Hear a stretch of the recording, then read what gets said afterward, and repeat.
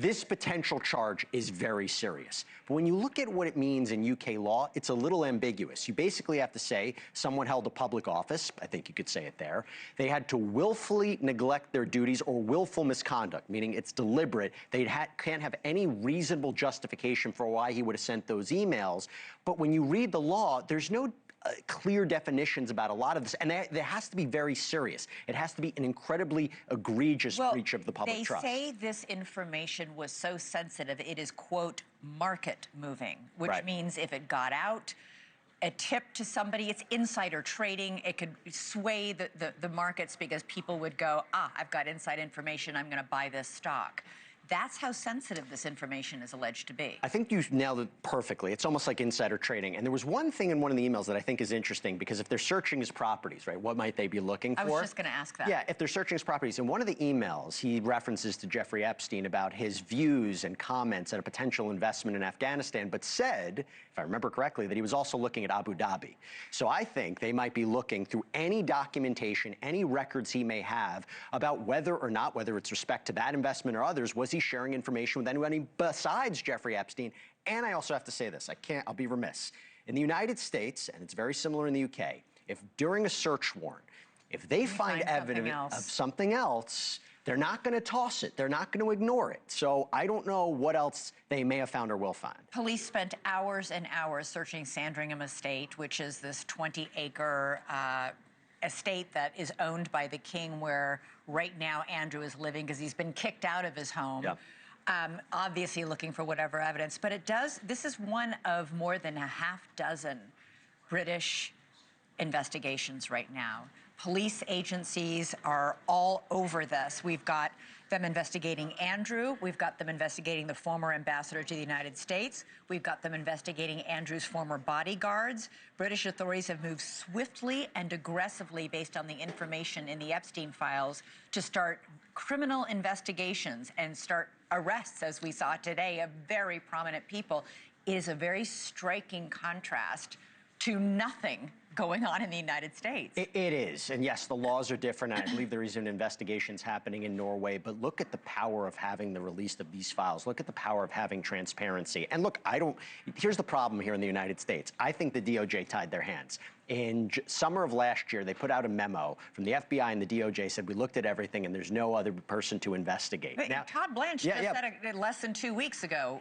It's done. There's no criminal investigations of any kind. Now, how do they go back on that? Did they say, well, we only meant with respect to sex trafficking conspiracy? Because there could be more here. Nobody was thinking about this. Nobody was talking about Prince Andrew potentially sharing sensitive, confidential information. They were talking about whatever connection he had to Epstein regarding sexual assault allegations. So this is very, very important. These are incredibly serious times for him. I mean, and I have to tell you, the king, not only cutting off his brother, but basically you're on your own, but this is the most important thing. I mean, look at this photo. I'm sorry, the photo we were just showing. Let's pull that up again. It's shocking. Him hiding in the back seat as he's taken away from the police station where he spent his entire day. I have to give credit to the king, because if this happened in the United States, the first thing somebody would say is, oh, he's going to get off. He's going to get off. No, they're like, he's on his own. We are allowing the law and the process to take its effect. We're going to do our job. That's a big statement from the king to make. It works differently in Great Britain, where often people are arrested at the beginning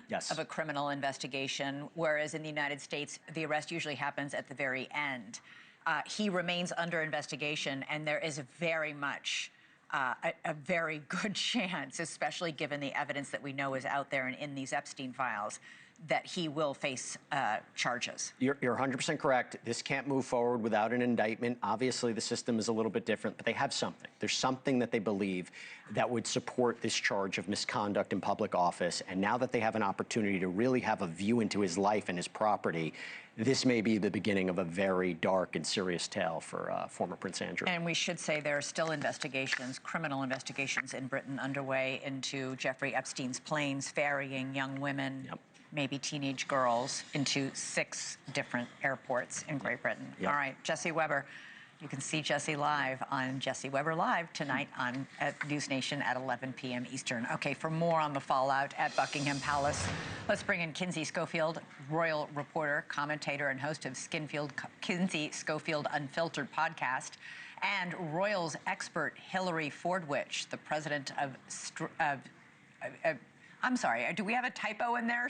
I think, at any rate, Hillary, you can say what the business development consultant is. I think we're missing a vowel in there. Thank you both for being here. Hillary, now that I've gotten through that botched intro, how hard is it? I mean, it's difficult to overstate how big a deal this is. No royal's been arrested in nearly 400 years, and this is a man, Andrew, who grew up in the lap of extreme luxury, who is notorious for his narcissism and entitlement. Quite a comeuppance to spend an entire day in a police station cell.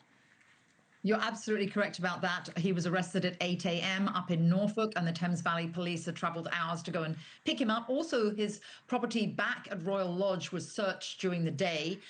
They were still also searching in Norfolk, and he spent his day, actually part of the day, in a prison cell where he was actually, there was a steel toilet, and that's really all he was given. He had left at about 7 p.m., and there was that photograph taken you saw. What's so sad about this, many aspects, but one of them is that he squandered the tremendous popularity he had as a war hero, totally squandered it, and he betrayed his mother, his family, and his nation with regard to this misconduct in public office. And that gave the reason for the police to be able to arrest him, to take him in for questioning, let alone all the debauchery and everything else that we've seen from the Epstein files. Yeah, this isn't even touching the years-long allegations of sexual misconduct. Kinsey, King Charles issued that statement saying he fully supports this police investigation, but he has been seen by many as dawdling when it comes to taking action with Andrew. He only stripped Andrew of his royal duties and titles after public criticism of Andrew became so intense it was impossible to ignore. There are reports of tension between King Charles and his heir, Prince William, who has long pushed for Andrew to be completely shunned. Well, yeah, I think the scandal surrounding Andrew was treated as a royal disgrace, and tonight it's become a criminal crisis. And I sympathize with the king. Let's not forget this is a man that's regularly receiving cancer treatment. He inherited this problem. Andrew was not a working royal under King Charles's reign. It was Queen Elizabeth's reign. It was Queen Elizabeth that cut the check to Virginia Giuffre for what we think is $12 million, an unbelievable amount of money, just so the royal family could go on to celebrate the Queen's Platinum Jubilee without the embarrassment of a potential civil trial on the horizon. And so I really do feel bad for him. I think, yes, I wish that he would have been more aggressive immediately after the death of Queen Elizabeth, but I'm sure that he was just trying to wrap his head around his new role, as well as navigating, as we know now, some health issues along with Catherine, the Princess of Wales. Both, Catherine, we know now in remission, but suffering from cancer in 2024. Could he have been more aggressive? Absolutely. But I think he's in a terribly tough position. Hillary, there are now investigations into private flights into 4 separate airports in England, all Epstein's private planes allegedly ferrying young women to Andrew. Could today's arrest just be the start? Well, actually, yes. And also those women were instructed to give their name as Mrs. Windsor. And then the words were from Prince Andrew at the time, now Andrew, to let in, the Lady Windsor. So it was really bad to use that name. Yeah. And then, sorry, Mrs. Windsor. It was I was just thinking of it. Mrs. Windsor was the exact words. But now with regard to what this means, I will say this for the royal family. Prince William is squeaky clean. Prince William, from the outset, wanted zero tolerance of any of this. And I think he's very much behind the King's statement. He and Catherine came out in support of it. And the King has done, at least it's always better late than never, done what was necessary at this time. He also did contribute $2 million to that $12 million that Kinsey mentioned that went to Virginia. He denies that. He has denied that. The King denied that. Yeah, he denied it, but there's some I think in terms of paperwork, well, that remains to be seen. In terms of the paperwork, also, purportedly what is going to come out from still the Epstein files, if you laid paper over paper, it would be about the height of 2 Eiffel Towers. So we have a lot to still come out. Yeah. Hillary, very quickly before I go back to Kinsey, what's been the reaction in Great Britain to this arrest? Because remember, this is... right now, public polls show there's I think the lowest support in recent history of the monarchy and the royal family. Hillary, that's for you. Oh, sorry. Yes, in terms of opinion polls, it's been extremely low. There's been about 28% of the British public have actually said that they're in support of the way that the royal family has been handling this. Hence that statement from the King, as I said, better late than never. But I do think moving forward, this is an existential threat. And that's why King Charles said that he was wholeheartedly in support of the police investigation, and the police must actually take its due course. And very importantly, you've touched on this earlier, but he did not refer to Andrew as my brother, nor even a member of the family. And again, the force comes from Prince William of zero tolerance, wanting him ousted, and ousted actually in the middle of the night from Royal Lodge when he was shipped off to Sandringham. Yeah, that just happened in the past couple of weeks. Kinsey, the United States Congress now wants to question Andrew under oath. Several congressmen this week have asked King Charles to direct his brother to come to the U.S. and do so. Obviously, Andrew is refusing, but it shows the pressure is not just in Great Britain. The pressure is from the United States as well.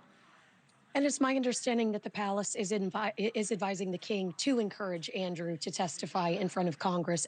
We can't forget, we expect to see King Charles here at the end of April in D.C. for the 250th anniversary of our independence. Trump keeps pushing this big event, the king and Trump together, and they can anticipate a lot of backlash unless King Charles addresses this properly, talks to the public, says, I didn't know about this. I am completely unaware. This man does not share my same morals and values. I think that if he doesn't do that, you would see people protesting in the streets in D.C. come April. You would see a lot of negative response to King Charles visiting the United States. Yeah, you know, but he's being heckled in the UK, so that's right. Yeah, Hillary, you know, just to put this in context, the last time I remember the royal family was arrested was in 1487, I believe. It is a long, long time ago. 1647. 1647. When Oliver Cromwell arrested and then executed King Charles I. This is like amazing, huge news in Great Britain and around the world. Yes. All Yes, right, it is. Kinsey Schofield, Hillary Fordwich, thank you both so much. I really appreciate you joining us tonight. Thank you for watching. Subscribe below and download our NewsNation app right now on your phone, and you will get fact-based, unbiased news for all Americans.